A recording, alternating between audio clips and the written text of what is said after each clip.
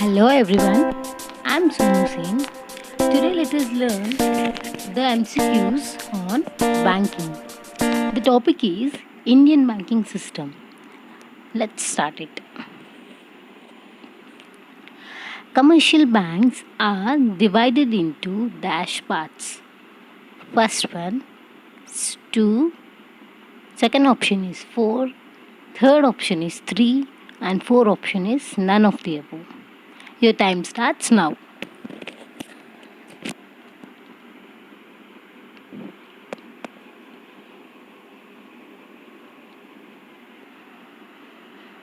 I hope you have selected your answer.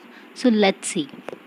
Commercial banks कितने parts में divided है? So the answer is 4. Option 2. Okay? So कैसे? Indian banking system को हम 4 parts में divide करते हैं. ठीक है. First one is commercial banks, second one is small finance bank and third one is payment bank and fourth one is cooperative bank. ठीक है. तो इंडियन बैंकिंग सिस्टम को हम लोग 4 पार्ट्स में डिवाइड करते हैं.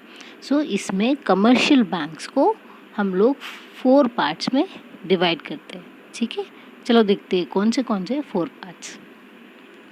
So you can see here. So commercial bank को हम लोग public sector banks, private sector bank, foreign banks and regional rural banks को हम 4 टाइप में डिवाइड करते हैं. ठीक है. देन कमर्शियल बैंक को रेगुलेट करता है बैंकिंग रेगुलेशन एक्ट 1949. ठीक है. ये इंपॉर्टेंट पॉइंट है, दे मे आस्क इन एग्जाम. और ये commercial bank always work on profit basis. ठीक है. ये एक्सेप्ट करता है डिपॉजिट को और ग्रांट्स लोन. ठीक है. General public corporates government service करता है. जनरल पब्लिक को ये सर्विस करता है या फिर कॉर्पोरेट सेक्टर्स को ये सर्विस देता है. आई hope you have cleared the first question. ठीक है. इसमें से आपको कितने सारे क्वेश्चंस फ्रेम हो रहे हैं ना. कमर्शियल बैंक्स रेगुलेट कौन करता है? बैंकिंग रेगुलेशन एक्ट में 1949 इसमें रेगुलेटेड है. ठीक है. और ये प्रॉफिट बेस में काम करता है. फिर ये accept deposit and grants loan. आपने देखा होगा बैंक में नॉर्मली कमर्शियल बैंक्स कौन से होते हैं? SBI होते हैं, फिर कैनरा बैंक, पंजाब बैंक, ये सब कमर्शियल बैंक्स हैं, है ना. तो फिर एक्सिस बैंक इवन प्राइवेट में हम देखें तो. I hope you have clear this one. Next one. In payment bank transaction is restricted up to first option 1 lakh, second option 2 lakh, third option is 5 lakh and fourth option is 10 lakh. Your time starts now.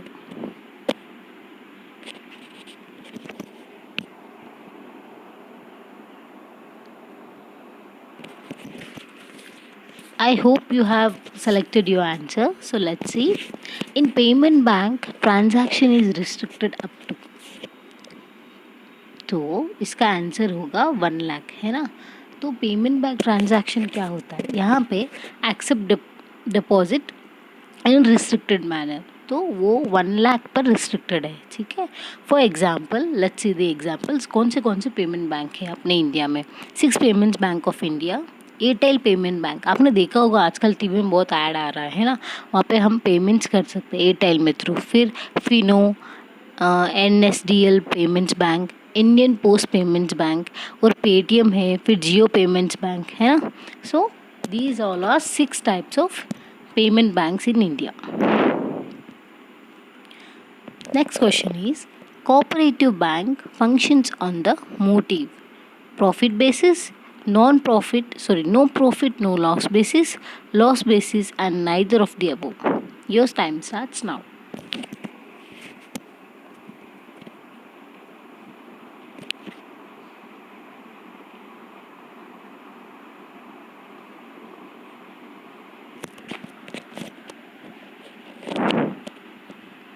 I hope you have selected your answer.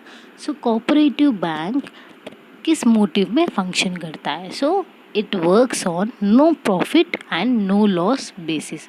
Profit basis पे कौन function करता है? अभी मैंने बोला था it's is commercial bank, है ना। और नॉन प्रॉफिट और no profit and no loss में कोऑपरेटिव बैंक फंक्शन करते हैं, ठीक है। तो इसका आंसर 2 है। कोऑपरेटिव बैंक चलो पढ़ते हैं हम लोग। Cooperative banking is a small scale banking carried on a no profit and no loss basis for mutual cooperation and help। तो ये म्यूचुअल कोऑपरेशन और हेल्प के लिए ये बैंक को हम लोग स्टार्ट किया है। फिर engaged in financing rural and agricultural development. इसका मेन ऑब्जेक्टिव फिनेंसिंग करना किसके लिए? रूरल एंड एग्रीकल्चर डेवलपमेंट के लिए। They have established under the cooperative credit societies act of 1904। ये बहुत इंपॉर्टेंट है, ठीक है। ये एस्टैब्लिश किसके अंडर में हुआ है? Cooperative credit societies act of 1904। This में भी आस्क्ड इन एग्जाम, ठीक है। Let's see the features. Cooperative features of cooperative banks: government sponsored, supported and subsidized financial agencies in India। इसको गवर्नमेंट स्पॉन्सर्ड किया है और सपोर्ट किया है और सब्सिडाइज बाय फाइनेंशियल एजेंसीज, जो भी फाइनेंशियल एजेंसीज है उनसे सब्सिडाइज्ड है ये in India. Work on the principle of corporation, self help and mutual help. ये किस बेसिस पे वर्क करता है? प्रिंसिपल क्या है इसकी कॉपरेशन बैंक की? सेल्फ हेल्प, खुद की हेल्प करना, या फिर म्यूचुअल हेल्प करना। तो नॉर्मली जिसके पास मतलब रूरल एरियाज़ के पास, रूरल एरिया में जो भी पीपल्स हैं उनके पास कुछ भी उन लोग एंटरप्रेन्योर बनना चाहते हैं या फिर कुछ भी सेल्फ हेल्प के लिए चाहिए तो ये लोग उनको लोन प्रोवाइड करते हैं। They functions on no profit no loss basis, ठीक है। Perform limited banking functions. इसमें बैंकिंग फंक्शंस लिमिटेड होती है। Some of them are schedule banks but most are non schedule banks. हमेशा कोऑपरेटिव बैंक से non schedule mostly ज़्यादा होती है और शेड्यूल बैंक्स भी बहुत सम होती है। Cooperative banks are financially intermediaries only because a significant amount of their borrowings is from the RBI, NABARD, central and state government and cooperative apex institution। तो ये पॉइंट देखो आप यहाँ पे क्या बोल रहे हैं? Cooperative banks are financially intermediaries only because a significant amount of their borrowings. यहाँ पे आरबीआई से पैसा मिलता है नबार्ड के लिए, फिर नबार्ड से सेंट्रल एंड स्टेट में डिवाइड होता है, फिर वो कोऑपरेटिव अपेक्स इंस्टीट्यूशंस में आता है, फिर ये लोग अपने जो भी एग्रीकल्चरल और रूरल एरियाज है उसमें लगाते हैं पैसा, ठीक है। आई hope you have cleared the totally meaning of cooperative banks and its function. Next is, which is the largest public sector bank in India?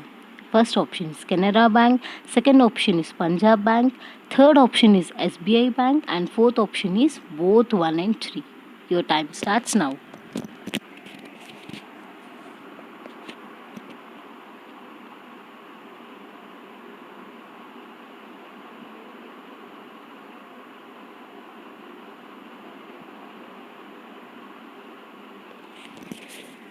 I hope you have selected your answer. तो India में सबसे बड़ा public sector bank कौन सा है? क्या लगता है आप लोगों को? कमेंट सेक्शन में ज़रूर बताइएगा आपका answer. I am waiting for that, ठीक है। So answer is SBI bank. India में सबसे बड़ा बैंक इज SBI बैंक। इसके पहले SBI बैंक को हम लोग क्या बोलते थे? इट इज़ इम्पीरियल बैंक बोलते थे हम लोग, ठीक है। फिर ये SBI बना।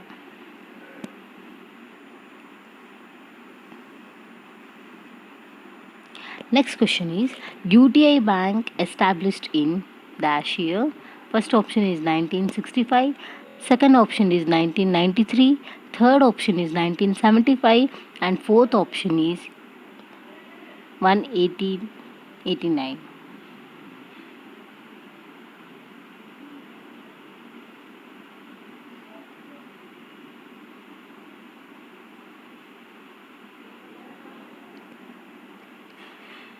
आई hope you have selected your answer.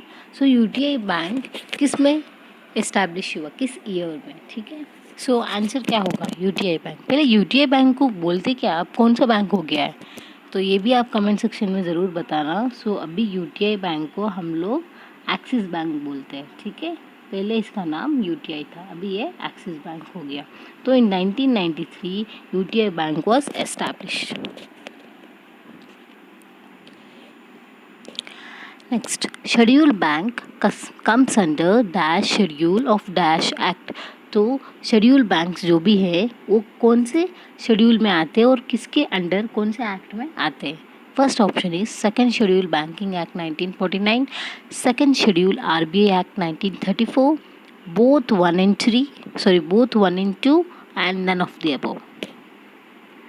Your time starts now.